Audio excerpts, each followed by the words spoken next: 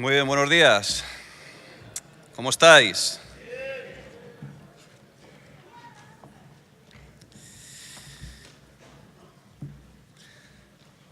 Bueno, vamos a abrir las Biblias por el libro de Efesios, capítulo 5 y versículo 14.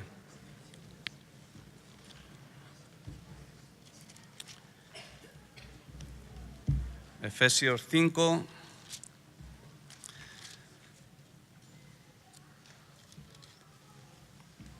versículo 14. Dice así: por lo cual dice: despiértate tú que duermes, y levántate de los muertos, y te alumbrará Cristo. Despiértate tú que duermes, y levántate de los muertos, y te alumbrará Cristo. Padre, te damos gracias por esta mañana, por esta reunión. Gracias por nuestras vidas, Señor, por tenernos aquí en tu casa, Señor. Señor, habla a tu pueblo en esta mañana, Señor. Quita todo impedimento, Señor. Quita tantas cosas de nuestras cabezas, de nuestras mentes, Señor, y prepáranos, Señor, para recibir lo que tú tienes para nosotros. En el nombre de Jesús.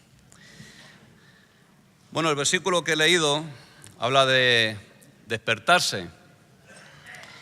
Espero que después del mensaje no os quedéis dormidos. Pensaré que es del Espíritu y no es de la pesadez de mis palabras, ¿no? Pablo decía: para mí el vivir es Cristo y el morir es ganancia. Y todos conocemos un poco la vida de Pablo. Todos conocemos su historia de cómo él era un perseguidor de cristianos, él era un fariseo de fariseos, él en cuanto a la ley era una persona irreprensible, pero dice que en una ocasión, yendo por el camino a Damasco, Jesús se le apareció, ¿no? Una luz, se entrometió en su camino, cayó al suelo y tuvo un encuentro muy personal con Cristo, ¿no? Y a partir de ahí la vida de Pablo cambió, ¿no? Cambió de tal manera que podemos decir esto, ¿no? Él empezó a decir que para mí el vivir es Cristo. Cristo era lo más importante que había sucedido en la vida de Pablo. Seguramente muchos de nosotros podemos dar testimonio y podemos decir el evento más importante de nuestra vida fue el día que pudimos conocer a Jesús, ¿no? En su gracia, en su misericordia, Dios se presentó a nosotros y nos salvó de tantas cosas y de una muerte tan segura, ¿no? Y Pablo siempre aprovechaba la situación, aprovechaba cada momento para exhortar a la gente, ¿no? No solamente a los no cristianos, como seguramente en este versículo, ¿no? Despiértate tú que duermes y levántate de los muertos y te alumbrará Cristo.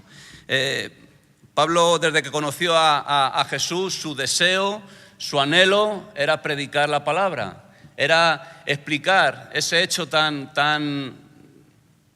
grande que le ocurrió en su vida, ¿no? Cuando fue resplandecido por la luz de Cristo. Y Pablo normalmente estaba hablando de despertar a los inconversos, a aquella gente que no conoce a Jesús, de despertarles, de levantarles de ese sueño, de levantarles de ese letargo, ¿no? Del peligro que es vivir sin Dios, del peligro que es llevar una vida ajeno a la voluntad de Dios, de dar importancia a lo temporal, de dar importancia a lo físico, dar importancia a lo que nuestros ojos pueden ver cuando hay una eternidad por delante de nosotros, ¿no? Y Pablo quería transmitir eso. Para mí el vivir es Cristo. Para mí lo más importante de todas las cosas es Cristo.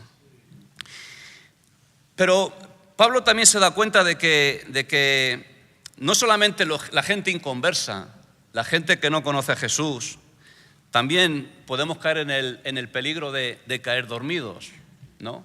De caer en ese sueño, de caer en ese letargo espiritual, podemos decir, ¿no? Y vemos a Pablo exhortando en cada momento también a las iglesias. por ejemplo, a los romanos les dice: ya es hora que despierten del sueño y vean una salvación tan grande. Pablo escribió a los corintios diciendo: despertaos a vivir vidas piadosas. A los de la iglesia de Tesalónica les dijo: no durmamos como los demás, sino velemos y seamos sobrios. Es decir, Pablo exhortaba a los no inconversos, a la gente que no conocía a Jesús, tanto como a la iglesia, a despertarse, a levantarse de ese sueño que a veces nos domina, a levantarnos de esos letargos espirituales que durante nuestra vida cristiana pasamos, ¿no? Y creo que Dios tiene ese deseo en su corazón. Hoy he hablado proféticamente, Dios ha dado una palabra por medio de Elías acerca de esto, ¿no? Dios tiene un deseo en su corazón de que la iglesia despierte. ¿Sí? ¿Sí? ¿Estamos despiertos? Que veamos el propósito por la cual la iglesia fue fundada. ¿Estáis conmigo? La iglesia fue fundada ¿para qué? Para ser sal y luz a este mundo, ¿no? Esa es la promesa que habla Pablo cuando dice: despiértate tú que duermes y levántate de los muertos, porque te alumbrará Cristo. La iglesia tiene que alumbrar a Cristo. La iglesia tiene que ser luz. La iglesia tiene que manifestar la vida de Jesús a la gente que está a nuestro alrededor.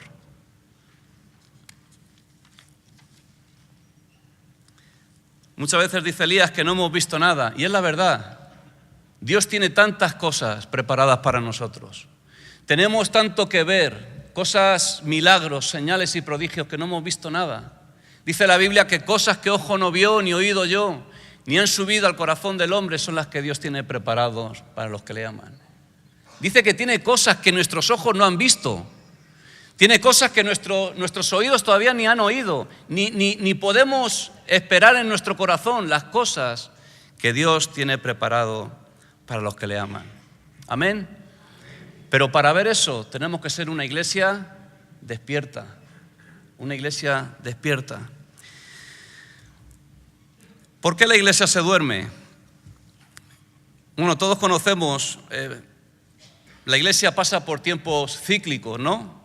Hay momentos cuando Dios visita a su iglesia. Hay momentos en que podemos ver señales, prodigios a nuestro alrededor. Hay veces que Dios nos visita por medio de su palabra, nos da madurez, podemos entender la revelación que está en las Escrituras, pero hay veces que no entendemos nada. Hay veces que parece como que Dios está ausente de nuestras vidas. ¿Os pasa esto? Es como ahora los coches estos modernos que tienen un regulador de velocidad, ¿no? Tú aprietas el botón, puedes ponerle a una velocidad y no hace falta ni acelerador ni freno. El coche va siempre a la misma velocidad. Y yo muchas veces me paro a pensar de que a veces mi vida cristiana es así. Hay veces que Dios me habla de una manera tan clara, hay veces que puedo escudriñar las Escrituras y versículos saltan a mis ojos, empiezo a entender muchas cosas que estaban veladas, pero hay otras veces que no veo a Dios por ningún lado. Son ciclos. Dios se manifiesta a nosotros, a veces Dios se esconde, ¿verdad? ¿Por qué la iglesia se duerme? Estamos sufriendo hoy día, las consecuencias de un movimiento llamado posmodernismo. ¿Habéis escuchado alguna vez? ¿No? Pregunté a Elías si nació en los años 60 y en un principio fue un movimiento cultural. Empezó con la literatura, empezó con la pintura, la música, pero poco a poco empezó a extenderse, ¿no? A extenderse a todas las áreas de la sociedad, incluso en lo espiritual y religioso. ¿Y cuál fue este movimiento? Pues este movimiento empezó a cuestionar, empezó a transgiversar las cosas de Dios. Empezaron a decir que la Biblia no era la verdad absoluta, que todo era relativo, que había muchas verdades. Empezaron a cuestionar que Cristo no era el único camino que podía acercarnos a Dios, anulando Juan 14, versículo 6, que dice: yo soy el camino, la verdad y la vida, nadie va al Padre si no es por mí. pues ellos cuestionaban esto, ¿no? Hay muchas maneras, hay muchos caminos, hay muchos atajos de poder tener un encuentro personal con Dios. Pero lo que más enfatizaban era que lo espiritual dejaba de tener importancia. ¿Qué era lo importante? El cuerpo, como instrumento de libertad, el cuerpo como fuente de dar y recibir placer. Ahí nació el movimiento de los hippies. Todo ese movimiento se ha trasladado a nuestros días. Hoy día la Iglesia está sufriendo todas esas cuestiones, ¿no? Todo ese espíritu de ese movimiento. Por eso la era cristiana ahora mismo se ha llamado la era poscristiana, ¿no? Todo esto ha hecho que la Iglesia, en vez de ser sal y luz a este mundo, en vez de ser una influencia poderosa para este mundo, haya sucedido todo lo contrario. ¿Estáis conmigo? La Iglesia se ha infectado, la Iglesia se ha contaminado con el espíritu del mundo y sus valores. Y todo esto hace que la Iglesia, en cierta manera, y mi vida espiritual, a veces esté dormida. ¿Estáis? ¿Estáis? Hay veces que Dios se mueve. Hay veces que Dios se mueve. Hay veces que podemos entender las cosas que Dios tiene preparadas para nosotros. Pero hay otras veces que estamos ausentes. Y es todo esto, la influencia del mundo entrando en la Iglesia. El espíritu de este mundo infectando y contagiando a lo que es la Iglesia. Alguien dijo una vez, la Iglesia puede convertirse en un lugar de entretenimiento. ¿Sí? ¿Sí?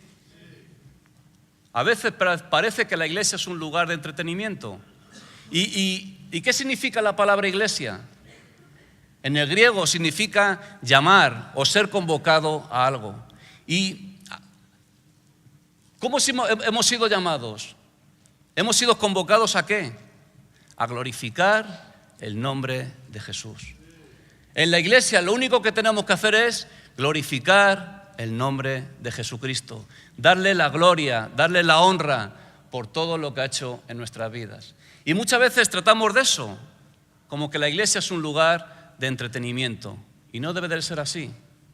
Hemos sido convocados, cada uno de nosotros, de diferentes países, de diferentes razas, de diferentes colores de nuestra piel.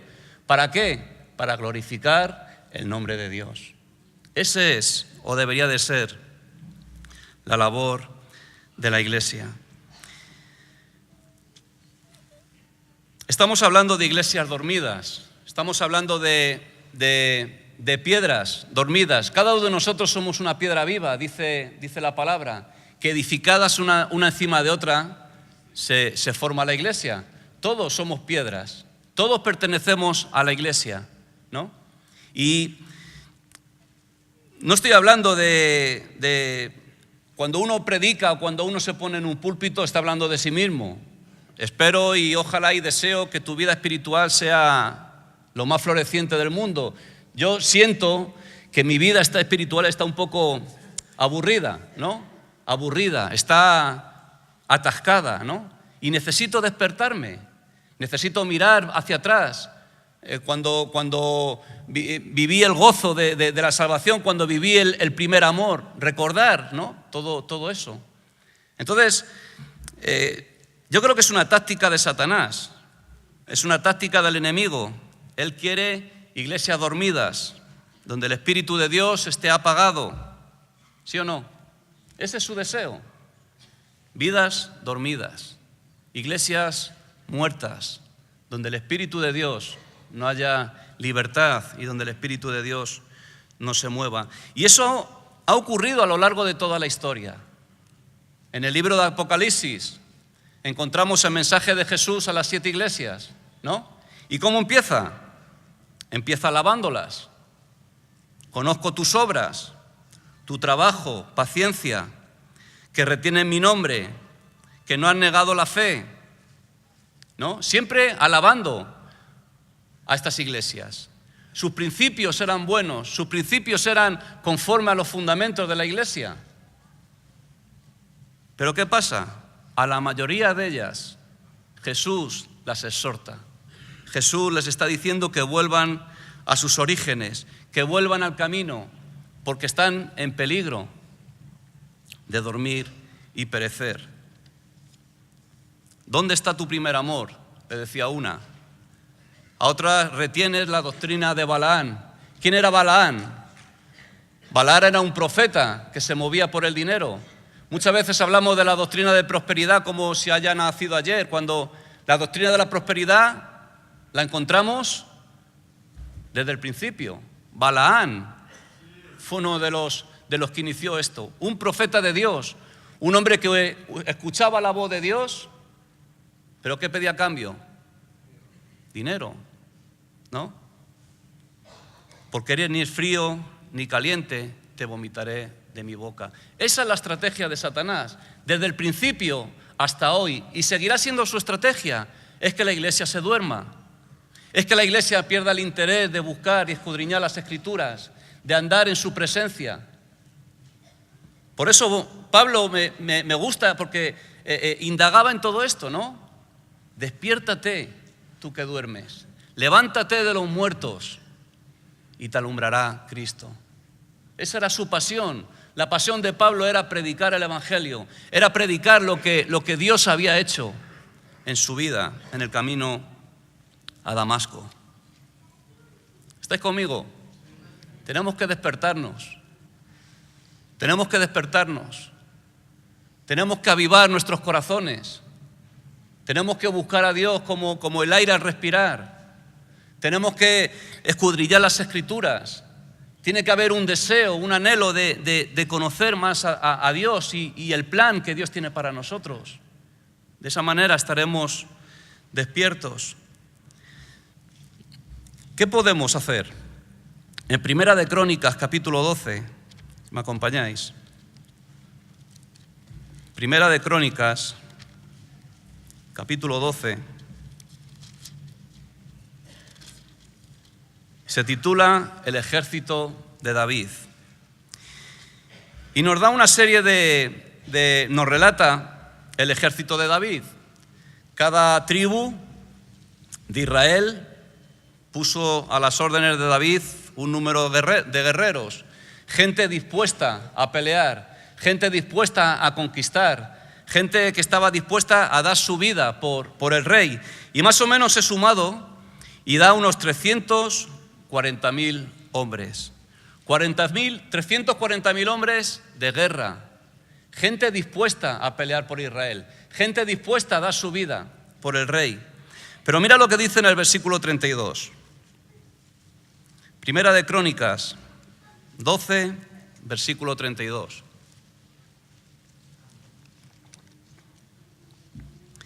Dice: de los hijos de Isaacar, 200 principales, entendidos en los tiempos, y que sabían lo que Israel debía de hacer, cuyo dicho seguían todos sus hermanos.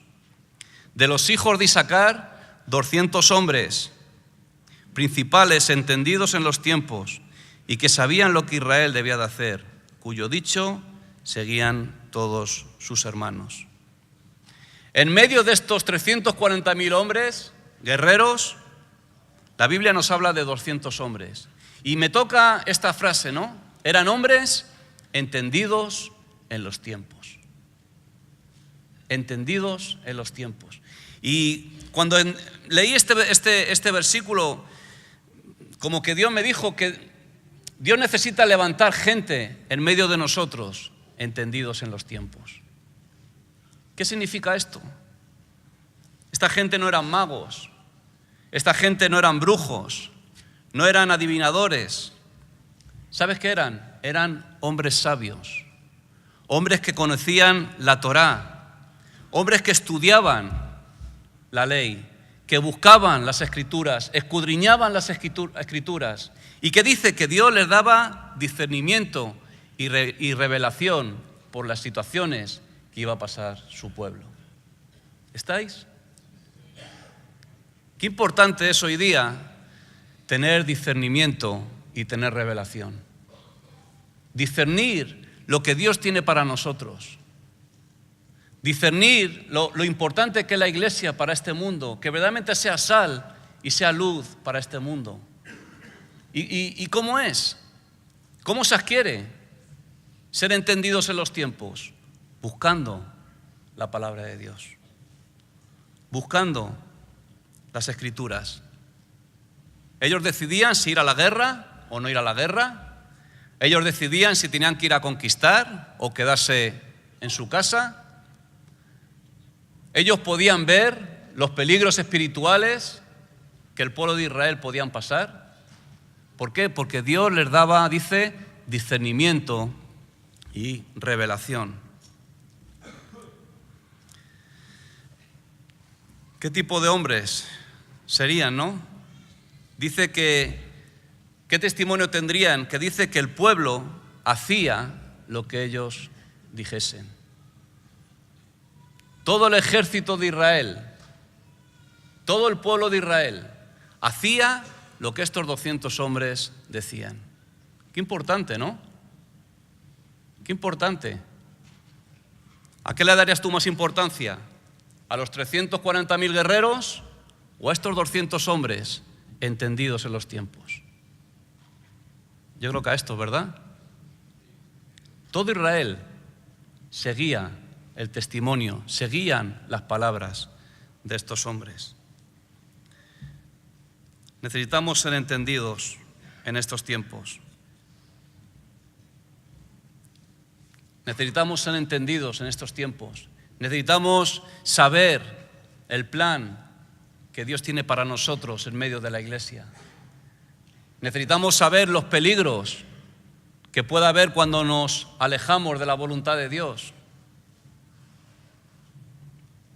Tenemos que seguir buscando a Dios, andar en su presencia, escudriñando las Escrituras, porque cuanto más cerca estemos de Él, la iglesia estará más despierta y más prevenida de los peligros que vengan.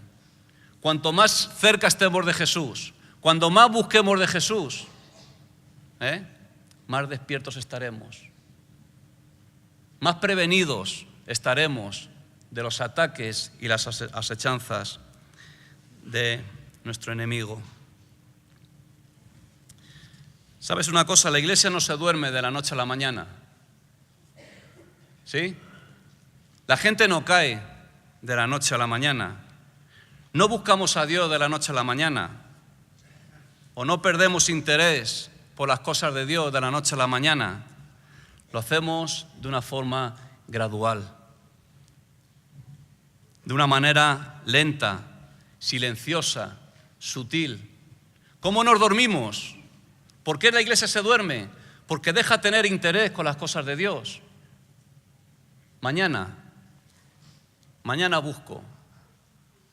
Yo cuando viene enero, cuando finaliza el año y empieza el año nuevo, empiezo a hacer promesas. ¿Lo habéis hecho vosotros? ¿Lo habéis hecho? Bien, prometo que voy a leerme la Biblia entera. Prometo que voy a ir a las reuniones de oración. Prometo... Y cuando te quieres dar cuenta, llega febrero o marzo y no has hecho de nada de aquello que has prometido. Es así como se pierde, es así como nos dormimos. No solamente la iglesia, sino nosotros como piedras vivas. Se hace de una forma gradual, empezamos a bajar los brazos. Las cosas de Dios no tienen interés. El mundo nos llama, ¿no? Las cosas de este mundo tan apetecibles. Y empezamos a cambiar las cosas de Dios por lo que el mundo nos ofrece. C.S. Lewis, en su libro Cartas del Diablo a su sobrino, dijo: el camino más seguro al infierno es el gradual, la suave pendiente, sin obstáculos, sin curvas repentinas, sin hitos y letreros. El camino más seguro al infierno es el gradual, poco a poco, lentamente, sin letreros, sin curvas, ¿verdad? Dice aquí sin hitos. No entendía lo que era esta palabra. La miré en el diccionario y encontré dos respuestas. Un hito es un poste de piedra o una señal clavada en la tierra que sirve para marcar el límite de algo. Y la segunda es un acontecimiento puntual que marca un momento importante en el desarrollo de nuestra vida, en este caso, de la iglesia. Necesitamos recordar esos hitos. Necesitamos recordar esos hechos puntuales. Eso de mirar atrás. No sé si dice el profeta Jeremías, paraos y preguntad por las sendas antiguas. ¿No? Les decía eso al pueblo, paraos y preguntad por las sendas antiguas. Esas sendas que abrieron los patriarcas, esas sendas que abrieron los grandes hombres de Dios, donde el pueblo luego empezó a caminar.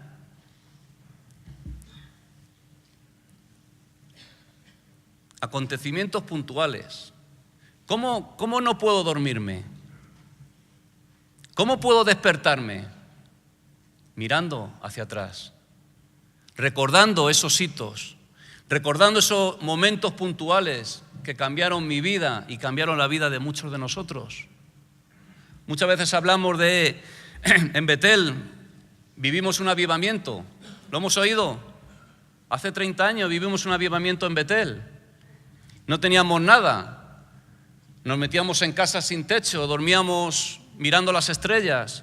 No teníamos ventanas en las paredes.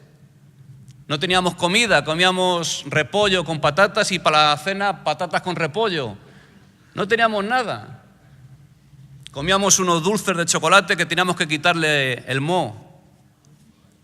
Perdón, da asco, pero era así, no teníamos nada. Yo me acuerdo que me comía un bollo de chocolate y al día siguiente tenía todo esto de granos. Pero era lo que había, no teníamos nada. Pero éramos felices. Teníamos todo. ¿Estáis? Teníamos todo. ¿Por qué? Porque Dios era lo primero en todo. Orábamos por todo. Muchas veces se lo digo a los chicos y se ríen. Nos quedábamos tirados con las furgonetas y orábamos por las furgonetas. Y a veces arrancaban y nos llevaban a casa, de verdad. Con nuestros mecánicos especialistas, usando alambres y cables y... Era increíble. Nosotros vivimos un avivamiento en Betel. Teníamos una hambre por las cosas de Dios. Teníamos hambre por conocer las Escrituras. Y Dios fue fiel. Dios nos dio su presencia. Los tiempos del movimiento de Toronto con Guy Chevreau, igual, tiempos especiales que pasamos. Podíamos tirarnos horas, terminaba la reunión y gente todavía en el suelo, ¿no? Borrachos del espíritu, descansando en Dios, reposando en Dios. Eran reuniones increíbles. No, traían palabras que nos daban madurez, que nos despertaba a buscar las Escrituras, ¿no? A indagar en tantas y tantas cosas. Son hitos, son recordatorios de nuestras vidas pasadas, momentos puntuales que llenaron nuestras vidas. Entonces, ¿qué tenemos que hacer cuando estemos dormidos? Cuando estemos perezosos. Recordar lo que Dios ha hecho en nosotros. ¿Y por qué lo hizo? Lo hizo por gracia, porque no merecíamos. Betel, como sabéis, todos, es un ministerio que nació con gente con problemas de drogas. ¿Qué bueno podía haber en esto? ¿Qué pueblo tan...? No. Pero Dios derramó su gracia sobre nosotros. Dios puso sus ojos sobre nosotros. Y todas estas banderas que hay aquí fueron abiertas en esos tiempos. Antes hacía Elías un llamado para ir a las naciones y había más gente fuera que en las sillas. Había un deseo de predicar la palabra, había un deseo de compartir lo que Dios había hecho en nuestras vidas. Y cuando nos decían, tienes que irte a este sitio, la gente se iba, se levantaba de sus sillas. Cuando estemos dormidos, cuando caigamos en la tentación de perezosos, recuerda lo que Dios ha hecho en tu vida. Recuerda esos hitos, recuerda esos momentos tan especiales. Dios era y debe de ser lo más importante de nuestras vidas. Él era todo para nosotros. ¿Lo sigue siendo? Si lo sigue siendo, tu vida va a despertar. Si lo sigue siendo, tu vida va a levantarse. Y no vas a caer más en sueños, en letargos y cosas de estas. En Mateo capítulo 16 encontramos la primera vez que aparece la palabra iglesia. Mateo 16, la famosa confesión de Pedro. Jesús reúne a sus discípulos y Jesús les dice: ¿qué dice la gente quién soy yo? Y los discípulos dijeron: pues tú eres Juan el Bautista, otros dicen que eres Elías, otros dicen que eres cualquier otro profeta. Y Jesús les dice a los discípulos: ¿y vosotros quién creéis que soy yo? Y solamente uno, Pedro, fue el que dijo estas famosas palabras, ¿no? Dice: respondiendo Simón Pedro dijo: tú eres el Cristo, el Hijo del Dios viviente. Tú eres el Cristo, el Hijo de Dios viviente. Hasta este momento la gente judía, la cultura judía, veía a Jesús como un gran hombre. ¿Estáis? Como un gran hombre, un hombre sabio en sus palabras, un hombre que hacía milagros, señales y prodigios, pero ellos no veían a Jesús como el Mesías, como el Salvador. ¿Qué le dijo Jesús a Pedro? Bienaventurado eres, Pedro, porque te lo ha revelado el Padre, te lo ha revelado Dios. No has podido entenderlo con conocimiento ni con sabiduría humana, sino que Dios te lo ha revelado. Señor, tú eres el Cristo, el Hijo del Dios viviente. Tú eres el Mesías, tú eres aquel que va a morir en la cruz para perdonarnos de todos nuestros pecados. Sobre esta confesión iba a nacer la iglesia. Mira lo que dice en el versículo 18. Dice: yo también te digo que tú eres Pedro, y sobre esta roca edificaré mi iglesia, y las puertas del Hades no prevalecerán contra ella. Dice yo. ¿Quién es el que originó la iglesia? ¿Cuántas veces hablamos de mi iglesia? ¿No? ¿Cuántas veces hemos escuchado pastores: pues yo en mi iglesia? ¿Sí? Dice yo. Jesús es el originario de esto. No son 4 paredes, no son banderas, no es música muy bonita, no. Somos todos nosotros, piedras vivas, edificadas una de otra, hacemos lo que es la iglesia. Y es por Él.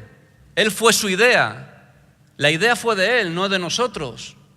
Muchas veces escuchamos cómo mejorar la iglesia y empezamos a usar nuestros dones, empezamos a usar nuestra sabiduría, empezamos a copiar otras iglesias para hacer esto, para hacer lo otro, para crecer.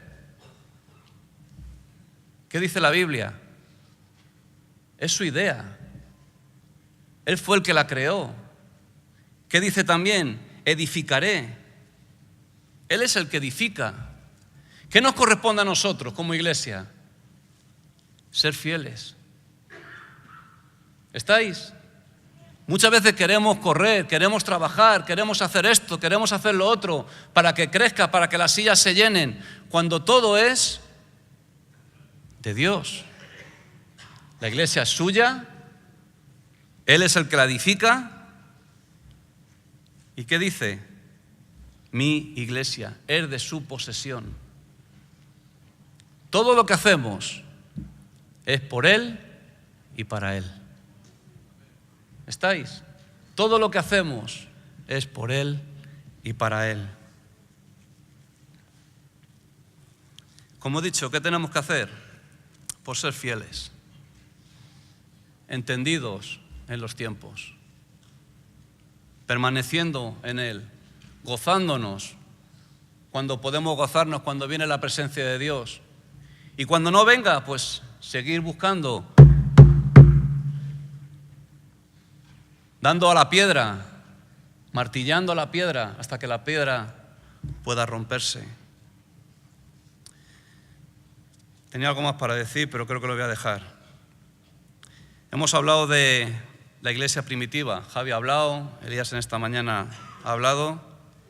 Qué importante, ¿no? Necesitamos ser llenos del Espíritu Santo. La iglesia primitiva cambió su tiempo. 120 personas en el aposento alto recibieron en el día de Pentecostés. Fue derramado el Espíritu Santo sobre ellos y todo cambió. Empezaron a predicar, empezaron a hacer señales, empezaron a hacer prodigios y tantas cosas. ¿Y sabes por qué? He puesto aquí algo tan sencillo, pero a veces tan complicado. ¿Sabéis por qué Dios bendijo la iglesia primitiva? Porque hicieron lo que Jesús les decía. ¿Estáis? ¿Quieres una iglesia despierta? ¿Quieres vivir un avivamiento? Primero, por supuesto, es por gracia. Pero segundo es hacer lo que Jesús nos diga. Y eso es lo complicado. Es una frase tan sencilla, pero tan complicada, ¿no? Tenemos que fijarnos en la iglesia primitiva. ¿Qué hacía esta gente?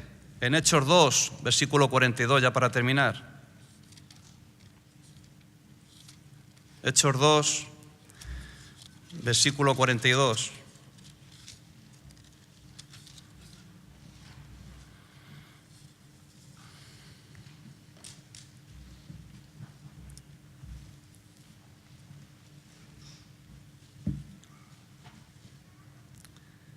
Dice, y perseveraban en la doctrina de los apóstoles, en la comunión unos con otros, en el partimiento del pan y en las oraciones. Esto era lo que hacía la iglesia primitiva. ¿Y cuáles fueron las consecuencias de este versículo? Que la gente se añadía a la iglesia, que compartían todo, que vendían sus propiedades, que la gente era bautizada, creía en el mensaje de salvación. Necesitamos ser llenos del Espíritu Santo. Sí, necesitamos ser gobernados por el Espíritu Santo. No por la carne, no por nuestros deseos. Muchas veces hablo con Dionisio, el responsable de Mariblanca, y me gusta cuando dice, el responsable de Mariblanca es el Espíritu Santo. Y qué bueno sería eso, ¿no? Decir eso. El Espíritu Santo es el que nos gobierna. Es el que nos lleva de victoria en victoria. Y es la mejor manera para tener una iglesia despierta. Es la mejor manera para que nuestras vidas puedan despertarse y empezar a experimentar la luz de Cristo, ¿no? Reflejar la luz de Cristo, reflejar la vida de Jesús a las personas que están a nuestro alrededor. Te dejo con esto.